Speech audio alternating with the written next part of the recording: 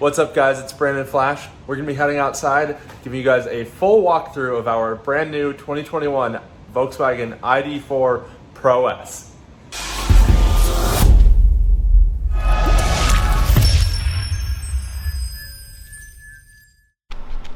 So we have Kaylee, and she's gonna actually walk us through all the different features and our particular ID.4 here. So why don't you start out at the front here and tell us what trim this is?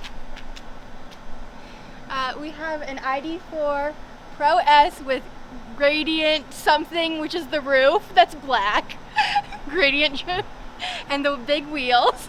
Okay, I'm a joke. I tried. So what Kaylee meant is that we have the 2021 ID.4 Pro S, and it has the gradient package, which gives you the black roof, the silver roof rails, the 20-inch wheels, and it's glacier white exterior with the lunar gray VTEX interior, which is kind of just a faux leather.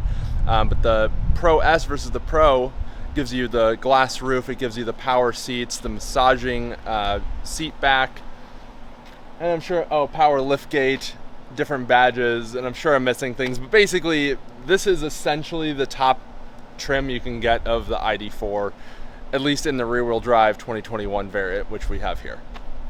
So let's head inside. No.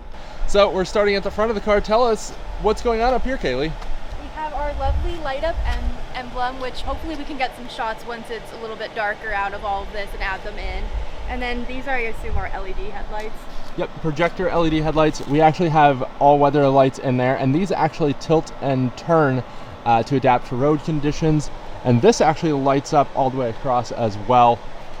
Luckily, we live in a state with no front plate. Hallelujah! And the Pro S and Pro, unlike the first edition, did not come with the license plate bracket from the factory, which we love. Yeah. We do have the 20-inch wheels. That's part of this package here. We have the Pro S badges. Power folding mirrors, auto dimming, center mirror with home link, that's an additional option. Believe the side mirrors are auto dimming, but I haven't driven it at night yet. I think the white with the gray black trim looks really good.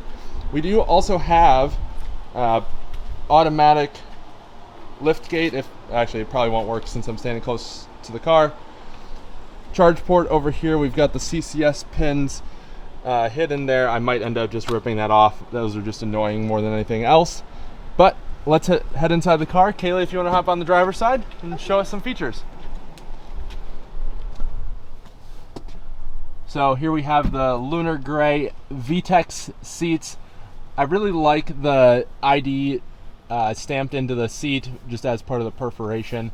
And you do actually have massaging lumbar as part of that seat back. And the passenger seat back. Yeah, passenger seat has it as well. Note. Oh, and something that Tesla doesn't have, we have a passenger memory seat. That's a big deal for Kaylee and I because we often switch. We're often switching and we both have very different seating positions. Yeah. Here we have the 12-inch touchscreen. It isn't the slowest, or it isn't the fastest to load at initial loading. And now Kaylee, take it off. Okay, so over here on the door, we have our child lock, our lock and unlock button. It confused me at first because it was just lock and I was like, oh. Yeah. And then we have our windows, and then our you mean mirrors and then windows? Mirrors and then windows. And then what's interesting about this is that these alone do the front two, and then just to switch it to add the rear, you just press it, it lights up, and then if you do, the car's not under. Oh, if you do that, it does the rear, and then you hold this down, right? Yep. Until and it will starts go flashing blinking, like that. Yep. and you can do all four. So that's pretty slick. And one thing that that Volkswagen did that Tesla really got right is that you don't actually have to press that start-stop button to start the car. You just get in, put your foot on the brake, shift it into gear, as long as you have the key on you, of course. Ignition is now on. Here's that auto dimming mirror. I really like that it's a very kind of edgeless design and that it has the navigation direction there, or not navigation, but heading direction there. We do have... No, Brandon, these do seem to be changing. Watch. Oh, okay. And then they We just go need to back. set that differently, I guess. Yeah, I just don't think you set that mirror ever Okay. on your profile. What Kaylee's referring to is that we were still figuring out how the memory seats work. Yeah, we were wondering. They're tied to the memory seats, which is interesting instead of the profile. There aren't profiles. Oh, I thought you said there were. I was incorrect. You at first. lied to me. And then here we have the panel roof. Do you want to shut the shade? Yeah. Is this way to shut it? Yeah. Yep. Just like that with a little capacitive touch control. And unlike a Tesla, you do have this full power shade that can keep the cabin a lot cooler, but open it up when you want it. I've had this on prior Volkswagens, and it's a very handy feature. I like. Here we have a normal glove box, normal release. We have door pockets, of course, with a nice like felt low pile carpet kind of liner in there to keep things from making noise if they're in there and loose. Our vehicle does have the I think electric protection package, I think is what they call it, but basically just comes with all-weather floor mats and this monster mat cargo mat. It's actually a pretty nice system, and you have these little dividers that can be attached to this to stop stuff from rolling around.